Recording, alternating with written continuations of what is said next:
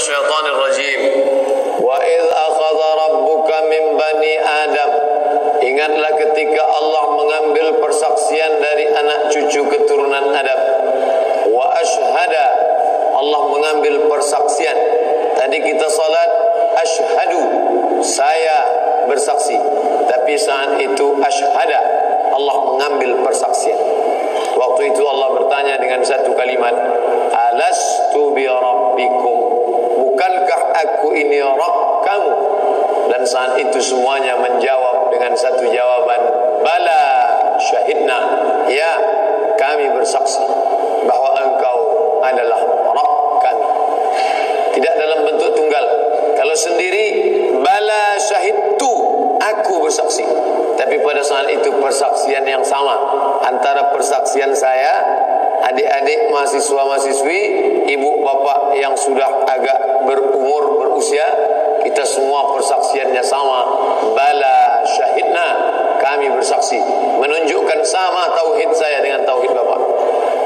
Tauhid satu. Kalau ada orang berbeda dalam masalah tauhid, dalam masalah fikih, oke. Ustaz, apa hukum masalah menyentuh laki-laki perempuan tidak mahram? Ini ada 3 pendapat. Menurut mazhab Syafi'i batal. Menurut mazhab Hanafi tidak batal. Karena makna aula mastumun nisa, menyentuh itu artinya maaf jima. Kalau sekedar menyentuh tidak apa-apa. Menurut mazhab Maliki, kalau bersyahwat batal. Kalau tidak bersyahwat tidak batal. Jadi ada kemungkinan 2 pendapat, 3 pendapat. Tapi kalau sudah dalam masalah akidah, apa pendapat Ustaz tentang masalah Allah? Dalam masalah ini ada 3 pendapat, enggak ada. Oleh sebab itu kita menjawab bala syahidna.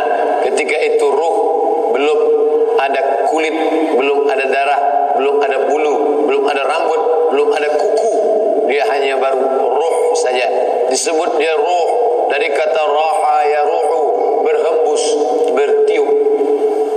Karena ketika Allah memasukkannya ke dalam jasad, bertiup. Apa kata Allah bercerita tentang ruh Adam alaihissalam? Fanafakhtu fihi mir ruhi, aku tiupkan ruh kepadanya. Ada kekeliruan sebagian orang. Dia katakan ruh itu dari Allah. Allah tidak pernah menciptakan ruh, tapi Allah membagi ruh dari dirinya, lalu dia tiupkan ruh ke dalam jasad. Fanafakhtu fihi mir ruhi, aku tiupkan ruh dari diriku. Ini akidah batil.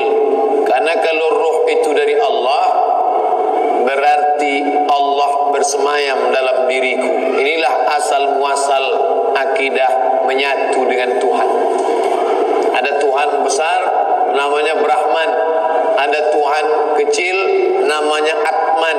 Tuhan yang besar Brahman membelah diri, memecah menjadi Atman, lalu Atman itu berada dalam raga. Maka ada Tuhan dalam diriku. Maka muncullah status seseorang yang berkeyakinan ini dalam FB-nya. Tuhan tidak pernah menciptakan aku agar aku menyembah dirinya, tapi dia memecah dirinya menjadi aku karena dia ingin bersemayam dalam diriku. Batil, kafir. Tuhan yang besar Gusti, Tuhan yang pecahannya kaulo, manunggaling kaulo Gusti, menyatu Tuhan besar dengan Tuhan kecil. Kalau sudah aku menyatu dengan Tuhanku, maka solat pun tidak lagi ada, karena Tuhan tidak menyembah Tuhan. Batil. Kalau ada orang berkeyakinan seperti ini, kafir. Suruh dia tobat 3 hari. Hari ini dia berkeyakinan, hari Jumat, besok dipanggil ke pengadilan. Anda masih meyakini bahwa menyatu dengan Tuhan? Ya, oke, 1 hari lagi. Hari Ahad, Jumat, Sabtu, Ahad, masih berkeyakinan tidak lepas? Ya. Masih meyakinan diri kamu Tuhan? Ya, pancung kepalanya. Tapi kalau sekarang tentu dia dibela oleh LBH, Lembaga Bantuan Hukum, atas nama apa? Human right. Bebas untuk berkreasi, bebas untuk mengaku diri Tuhan. Oleh sebab itu tidak bisa kalau tidak ada kekuasaan.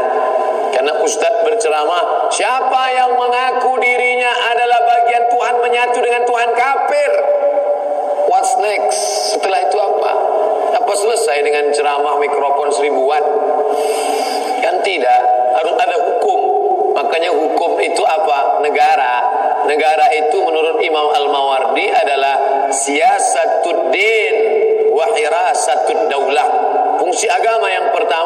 siasatud din, mengatur agama, wa hirasatud daulah, menjaga negara.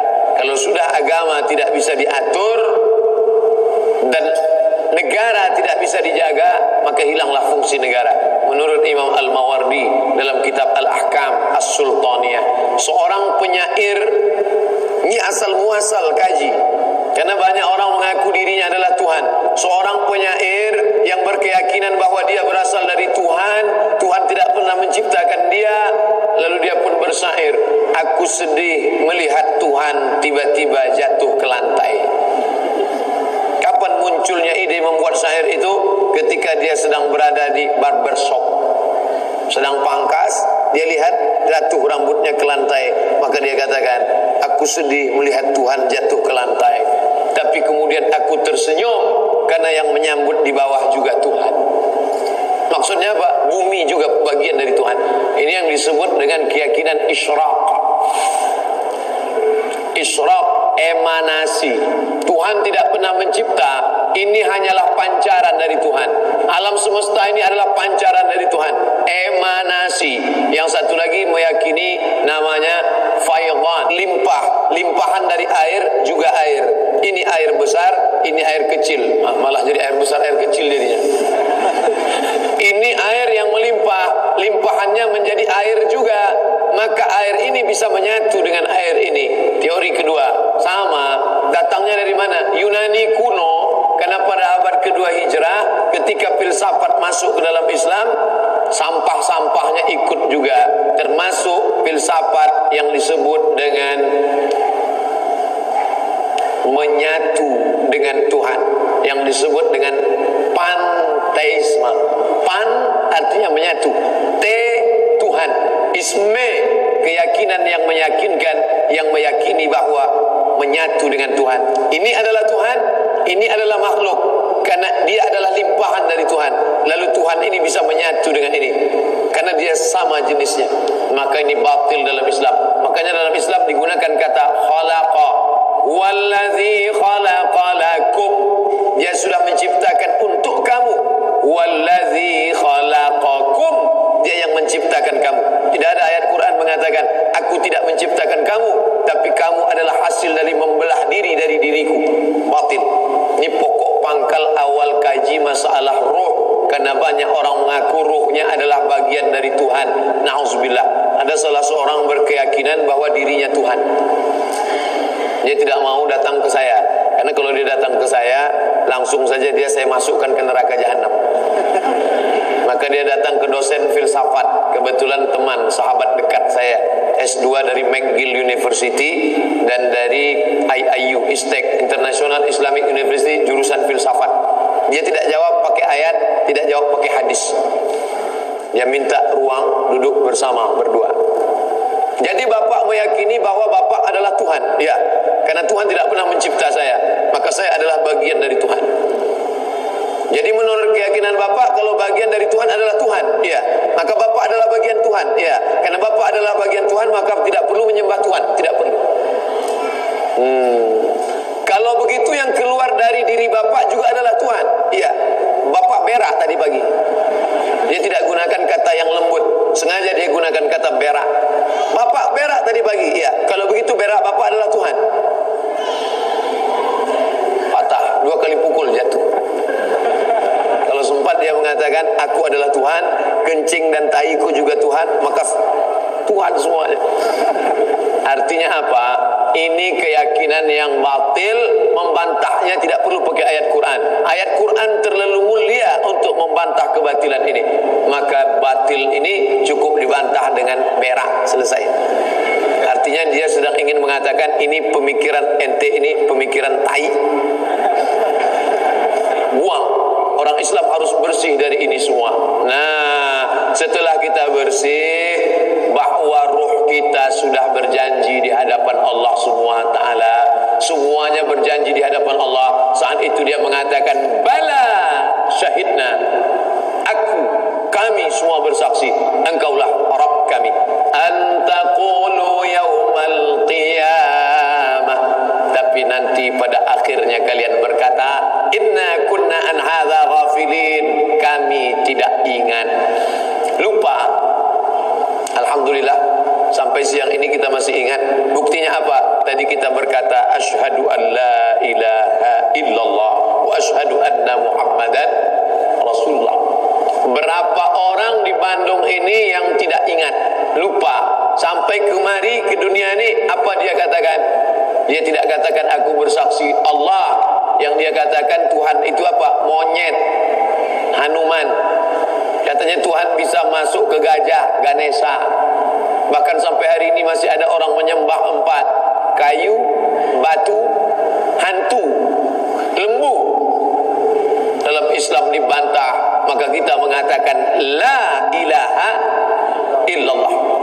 Makanya agama Islam adalah agama yang berani mengatakan tidak. Katakan tidak pada selain agama Allah. La ilaha, no God illallah, except Allah. Tidak ada Dewi Kuan Im, tidak ada Yesus Kristus, tidak ada Santa Maria, tidak ada Buddha, tidak ada Siddhartha Gautama, tidak ada Sungai Gangga, tidak ada Santo Thomas. La ilaha illallah. Banyak agama yang mengatakan iya, karena terlalu mudah untuk mengatakan iya, sulit untuk mengatakan tidak. Makanya coba tengok iklan say no to drugs. Katakan tidak pada narkoba. Say no to bonceng. Katakan tidak pada pacaran. Sulit untuk mengatakan tidak. Maka Islam adalah agama yang berani mengatakan tidak kepada Lata, tidak kepada Uzza, tidak kepada Manan, tidak kepada Hubal, hanya kepada Allah Subhanahu wa taala. Lalu kemudian ruh yang sudah ready, siap bersaksi tadi, saya ingin menjelaskan, jangan katakan mari tanamkan agama ke dalam kepala anak-anak kita. Ini yang perlu diluruskan. Seolah-olah kita lahir dalam keadaan blank, kosong. Tidak. Allah tidak berikan anak yang ibu kandung 9 bulan 10 hari dalam keadaan kosong. Anak itu sudah berisi program. Kita tidak pernah beli laptop kosong, kecuali laptop curian. Sudah berisi program di dalam. Anak-anak yang ibu kandung di dalam, dia sudah bertauhid. Makanya dalam hadis dikatakan, ma min mauludin, tidak ada anak yang lahir illa yuladu alal fitrah, melainkan lahir dalam keadaan fitrah. Fitrah bukan kertas putih yang belum dicoret. Fitrah bukan whiteboard yang belum ditulis. Fitrah, kata Abu Hurairah. Abu Hurairah yang menjelaskan kata fitrah. Apa itu fitrah? Fitratul Islam. Makanya kalau dia meninggal dunia masuk surga, walaupun ayahnya si Manung Khalid, emaknya Ong Tai Kim. Kenapa? Karena dia suci, dia sudah bersaksi di hadapan Allah Subhanahu wa taala. Hanya saja nasibnya kurang baik. Dia masuk ke dalam perut orang kafir, tapi kemudian dia mencari, lalu kemudian dia menemukan dan masuk Islam.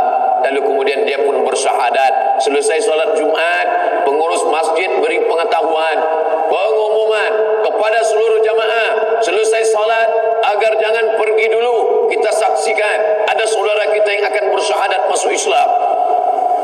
Apakah bapak masuk Islam karena tidak ada paksaan lain? Tidak. Murni karena Allah SWT? Iya. Padahal dalam hatinya karena mau kawin. Ikut saya ya Pak. Ya. Asyhadu an la ilaha illallah, asyhadu an la ilaha illallah, wa asyhadu anna Muhammadar Rasulullah, wa asyhadu anna Muhammadar Rasulullah. Aku bersaksi tiada Tuhan selain Allah. Aku bersaksi tiada Tuhan selain Allah. Orang yang pertama kali melihat mengatakan itu saudara kita baru bersyahadat. Bukan. Dia bukan baru bersyahadat. Dia hanya mengulang syahadatnya yang sudah dia lupakan ketika berada di alam arwah. Waktu itu belum ada kulit, belum ada darah, belum ada bibir, belum ada mulut, baru ruh saja. Lalu kemudian ruh yang sudah siap tadi dikirim Allah masuk ke dalam tempat yang baru bernama rahim. Ana Rahman, aku adalah Rahman, kata Allah. Wallahu Rahmanur Rahimul Malikul Qudusus Salamul Mu'min. Ana Rahman, syaqaqtur rahim min ismi wa ja'altu lahu isman min ismi. Rahim, kantong, tempat janin dalam perut perempuan. Inilah yang tidak bisa dibuat oleh dokter Singapura sampai hari ini. Operasi plastik bisa, bencong-bencong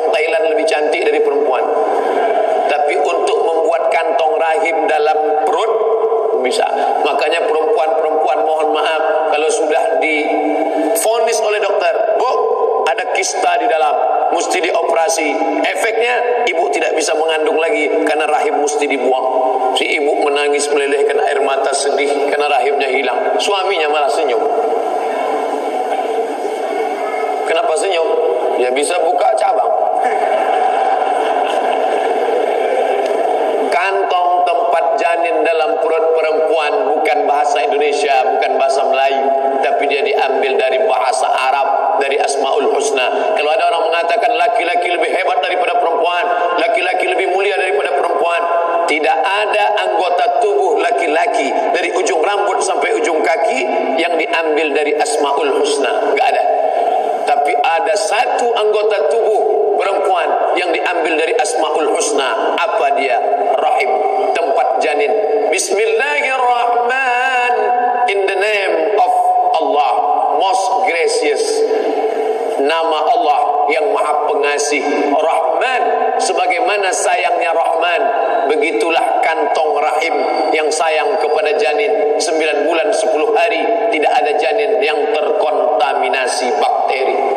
Sampai hari ini belum pernah kita baca berita, kita dengar, kita tonton ada janin yang mati karena terkontaminasi bakteri. Enggak ada tuh. Justru janinnya mati setelah keluar, dibungkus dalam kresek, dibuang dalam kotak, dicampakkan ke sungai. Tapi janin murni, bersih, selamat. Padahal ini, maaf, tempat kuman terbanyak di dunia, sejengkal. Tapi di sinilah semuanya. Semua yang kita makan tadi malam menjadi bakteri. Ayam penyet, ayam patah, ayam mati, bakteri semua nih. Tapi enggak ada janin yang mati karena terkontaminasi bakteri. Kenapa? Karena dia dijaga oleh rahim. Andai rahim itu tidak ada, bapak ibu bisa bayangkan, menyatulah dia dengan sambal terasi di dalam. Dia dijaga oleh rahim. Maka Allah katakan, dikirimkanlah, inna a'adakum yujma'u khalquhu, kamu diciptakan dalam rahim ibu, arba'ina yawman nutfah, 40 hari dalam bentuk cairan sperma, summa yakunu alaqatan mithla dhalik, berubah 40 hari dalam bentuk alaqah, darah yang menempel di dinding rahim, summa yakunu mudghah, mudghah diambil dari kata madagha yang dahu, mengunyah, suap, segumpal, kemudian kamu berubah menjadi 40 hari segumpal daging, 40 hari air, 40 hari darah, 40 hari daging, 120 hari siap. Yursalul malaku, malaikat dikirim membawa ruh yang sudah siap. Ruh itu sudah semuanya siap karena sudah bersumpah di hadapan Allah. Ruh itu pun dibawa oleh malaikat masuk ke dalam rahim ibu sekalian. Jadi jangan bayangkan ruh itu gentayangan. Mau masuk kemana ya? Coba lihat bunyi hadisnya. Yursalul malaku, malaikat dikirim, malaikat membawa. Hanya saja nama malaikatnya enggak disebut. Makanya kalau ada orang ngaji tauhid, malaikat ada 10, malaikat kiraman katibin, malaikat mungkar nakir, malaikat raqib atid, malaikat malik ridwan, malaikat jibril mikail israfil. Itu bukan batasan. Itu ulama untuk mengajarkan, untuk memudahkan. Karena ada malaikat-malaikat yang tidak disebut namanya, malaikat yang hadir dalam majelis ilmu, enggak disebut namanya. Majtama'a qaumun fi baitin min buyutillah, sekelompok orang yang sedang duduk di majelis rumah Allah, yasluna kitab Allah, membaca ayat-ayat suci kitab Allah, wa yatadarasunahu fima bainahum, mengkaji isinya. Turun malaikat. Malaikatnya siapa? Enggak disebut namanya. Ustaz, ya, kenapa Allah enggak sebutkan nama-nama malaikat? Yang 10 aja yang tinggal hafal, apalagi ditambah lagi. Ustaz, kenapa Allah cuma sebutkan nama Nabi 25, yang 25 aja yang tinggal hafal, ngapain ditambah sampai 30? Hafal aja yang ada. Lalu kemudian Allah Subhanahu wa taala mengirim malaikat, malaikat membawa ruh masuk ke dalam alam rahim.